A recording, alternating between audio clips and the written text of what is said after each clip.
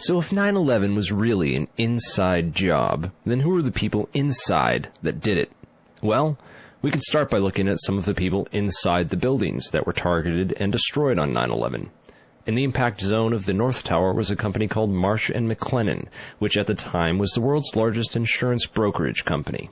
One of Marsh's executives was a guy named L. Paul Bremer, who was also the chairman of the Congressional National Commission on Terrorism from 1999 to 2000, and the U.S. ambassador at large for counterterrorism from 1986 to 1989.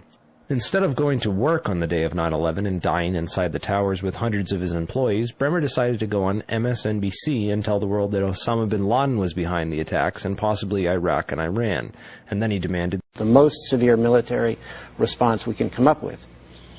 L. Paul Bremer was called away from Marsh in 2003 to become the Iraq occupation governor, a role he has been widely criticized for. So Bremer not only worked inside the buildings, but had offices directly in the impact zone of the North Tower where Flight 11 would hit. He missed work on 9/11 to give us the official story on national television, and went on to be the Iraq occupation governor. You really can't get more connected to 9/11 than that. Oh wait, you can, sorry. I forgot to mention that Bremer was also the former manager for Kissinger Associates. He was a member of the board for Akzo Nobel, the parent of International Paint Company, which produced a fireproofing application for skyscrapers called Interchar. Bremer was also on the International Advisory Board for the Japanese mining and machinery company Komatsu, which at the time had been involved in a joint venture agreement with Dresser Industries, the oil services intelligence front where Prescott Bush Sr. and George H.W. Bush got their start with Neil Mallon. Anyway, the Komatsu Dresser mining division operated from 1988 to 1997, and in July 1996 it patented a nanothermite demolition device that could, quote, demolish a concrete structure at high efficiency while preventing a secondary problem due to noise, flying chips and dust, and the like. As many of you know, residues of thermite, a highly energetic chemical mixture, have been confirmed in samples of World Trade Center dust, and the use of thermite at the World Trade Center was also revealed by environmental data. See the description for more links and sources. But wait a minute. It would have taken tons of this stuff. How could they get it inside the buildings and put it into place without anyone finding out? This would have taken hundreds of people. Someone would have talked by now. It just doesn't make any sense. Well, who ran security for these buildings? Marvin Bush's company Securacom Stratesec did, up until 1998, when that role was handed off to Kroll Associates. Yet Stratesec still retained security contracts that didn't expire until the day of 9/11. Both these companies have a suspicious cast of characters working for them. Bush's cousin, Wirt Dexter Walker III, was the CEO of Stratesec with a long history as a manager for CIA front companies, such as Glor Forgan. The corporate operating officer of Stratesec was a guy named Barry McDaniel, who came from BDM International, where he was a vice president of material distribution and management systems. He also had a history of involvement with black projects. Securacom Stratesec also ran security at Dulles International Airport, where Flight 77 into the Pentagon was hijacked out of, and also had contracts with United Airlines. They also ran security at Los Alamos National Laboratories during the time period that nanothermite was first being developed there. Then there's Kroll Associates, also known as the CIA of Wall Street. Kroll's managing director was a guy named Jerome Hauer, who, like L. Paul Bremer, survived the 9/11 attacks by going on national television to give us the first accounts of the official story. Before anyone knew it was happening, these guys apparently had it all figured out. In addition to being managing director for Kroll, Jerome Hauer was the national security advisor with the National Institute of Health, which managed the government response to the anthrax attacks shortly after 9/11. On the day of 9/11, Hauer advised the White House to start taking Cipro, an antibiotic effective against anthrax, and then strangely a week later, 2 senators and several people in the media who had been calling for an investigation into the 9/11 attacks were mailed anthrax and told to shut up, apparently by members of Al-Qaeda, who later turned out to be a bioweapons researcher at U.S. AMRID in Fort Detrick, Maryland, named Stephen Hatfill, who had worked with Jerome Hauer for a company called SAIC. Scientific Applications International Corporation, a defense contractor with expertise in thermite-related technologies, played a large part in the NIST World Trade Center investigation. A few other names and companies inside the Twin Towers also worthy of further investigation include Craig Stapleton, who is married to Bush's cousin Dorothy Walker Bush. Stapleton was the president of Marsh Real Estate Advisors from 1982 to 2001. He was a member of the board of directors for Cendant, that was charged with massive accounting fraud in 1998, and went on to join Winston Partners, a privately owned investment firm founded in 1993 and led by George W. Bush's brother, Marvin. Other very powerful and well-connected people worked in senior management at Marsh. These included Stephen Friedman, a senior principal at Marsh Capital and former partner at Goldman Sachs, who later became George W. Bush's top economic advisor. Friedman was also a member of the Brookings Institution, the Bilderberg Group, the Foreign Intelligence Advisory Board, and the board at In-Q-Tel, the investment firm founded by the CIA in 1998. In-Q-Tel invests in state-of-the-art technologies related to defense and intelligence work, including nano and chemical technologies, according to its website. In another interesting coincidence, Friedman belonged through Cornell University to a secret society called Quill and Dagger, the membership of which includes Paul Wolfowitz, Sandy Berger, and Stephen Hadley. Wolfowitz, the neocon Deputy Secretary of Defense in the Bush administration, was the author in 1992 of the Wolfowitz Doctrine of preemptive warfare.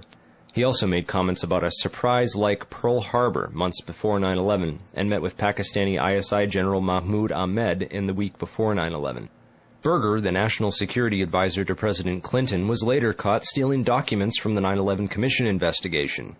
Berger was also the boss of White House counterterrorism czar Richard Clarke, and together with Hadley, who was Condoleezza Rice's deputy, was responsible for delaying or obstructing Clarke's plans to stop al-Qaeda in January of 2001. Jeffrey Greenberg resigned from Marsh & McLennan after being accused of serious financial crimes. The first plane of 9/11 flew directly into his company's secure computer room in the North Tower. Jeffrey Greenberg is a member of the Brookings Institution and the Trilateral Commission. Jeffrey Greenberg rose quickly through management at Marsh, having come there directly from AIG in 1995, and then becoming CEO just 4 years later. At Brookings, Greenberg hobnobbed with Lee Hamilton, co-chair of the 9/11 Commission.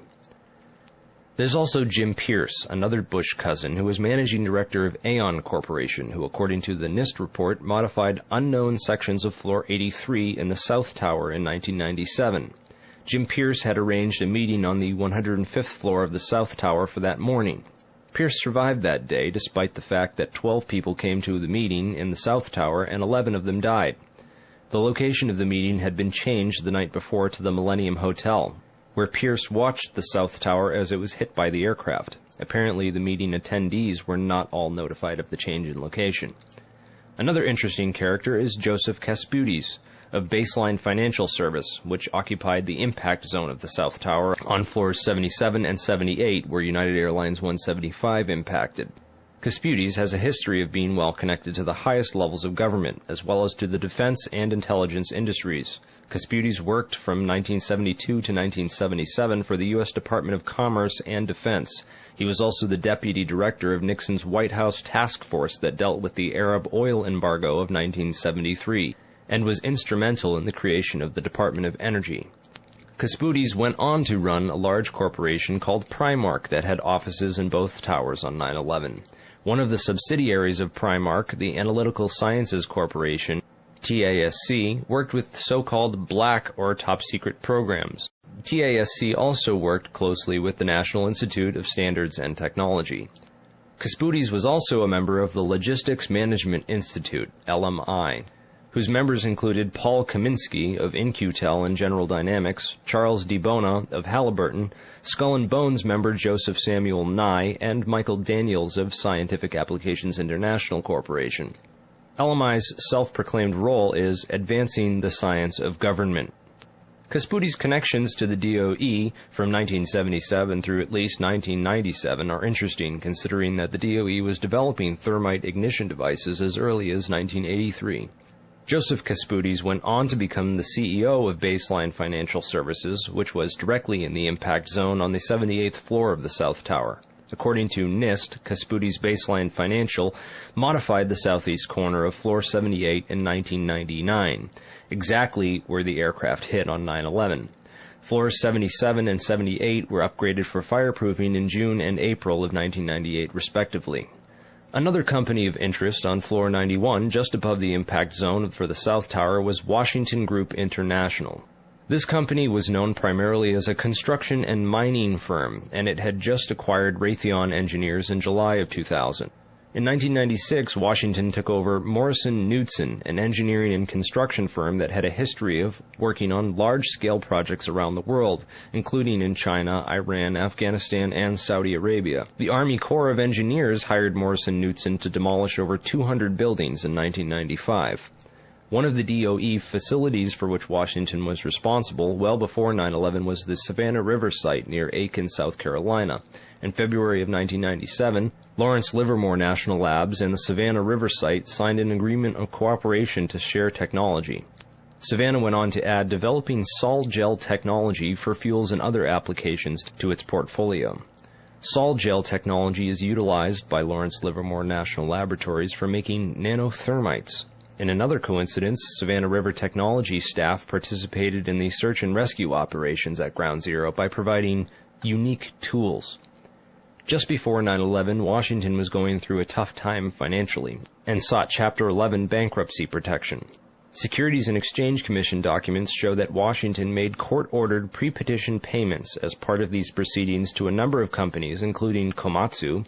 Washington also made payments to Greenhorn and Omara, whose employee, Teresa McAllister, was a lead author of the FEMA and NIST reports on the World Trade Center disaster, and to Sumitomo Bank, which was closely allied with Komatsu.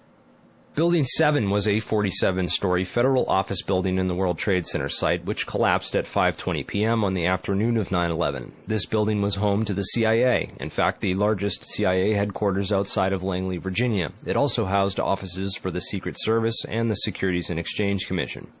One of the most interesting tenants, however, was then Mayor Giuliani's Office of Emergency Management and its Emergency Command Center on the 23rd floor.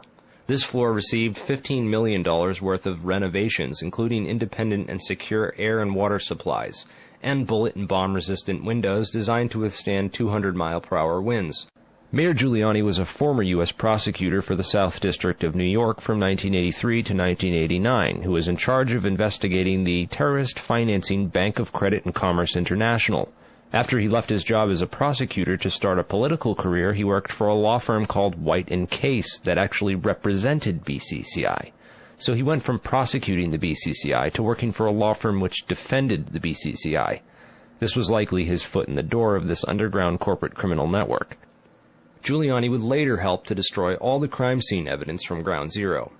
Giuliani's sidekick on 9/11 was Police Commissioner Bernard Kerik, who appeared to be coaching some of Rudy's actions that day, keeping him away from the media and even answering questions for him about explosives in the buildings.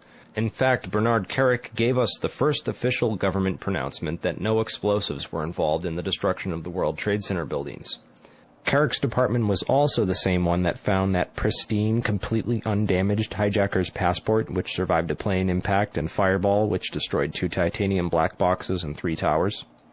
Yeah, Kerik would later receive a nomination from President Bush to become Director of Homeland Security, which he declined for personal and political reasons, and instead took a job training the Iraqi police force in Iraq alongside L. Paul Bremer. Both men are credited for turning Iraq into the unwinnable quagmire it is today. In February of 2010, Kerik was sentenced to 4 years in federal prison for conspiracy and fraud charges, unrelated to the crimes of 9/11, unfortunately, but it still goes to show you what kind of person he is. Definitely the kind of person you'd want inside the New York City police force during a staged event like 9/11. And lastly, we have the Pentagon. It's certainly peculiar, to say the least, that al-Qaeda terrorists hell-bent on destroying the USA would not crash their plane into the north wing of the Pentagon, where all the most important offices were, like Donald Rumsfeld, John Ashcroft, etc., and that they would instead choose to target the one section of the Pentagon that had most recently been refurbished to withstand missile impacts. It's also interesting to note that the company which completed the $258 million refurbishment to Wedge 1 of the Pentagon was also hired as a contractor to clean up Ground Zero in New York City. Wedge 1 also coincidentally housed the Pentagon's Budget Analyst Office, where DoD staffers were working on the mystery of the $2.3 trillion that was reported missing by Defense Secretary Donald Rumsfeld in a press conference the day before 9/11. The Pentagon's comptroller in charge of that money at the time was an interesting fellow named Dov Zakheim, a member of the Council on Foreign Relations, the International Institute for Strategic Studies, and a contributor to the neocon think tank Project for the New American Century. Zakheim helped write the PNAC document Rebuilding America's Defenses, in which he is credited for the line which states, Further, the process of transformation, even if it brings revolutionary change, is likely to be a long one, absent some catastrophic and catalyzing event, like a new Pearl Harbor. Several members of the Bush administration, including President Bush himself, would later refer to 9/11 as a new Pearl Harbor. If anything, the individuals and organizations outlined in this video are at least as suspicious as the 19 hijackers themselves.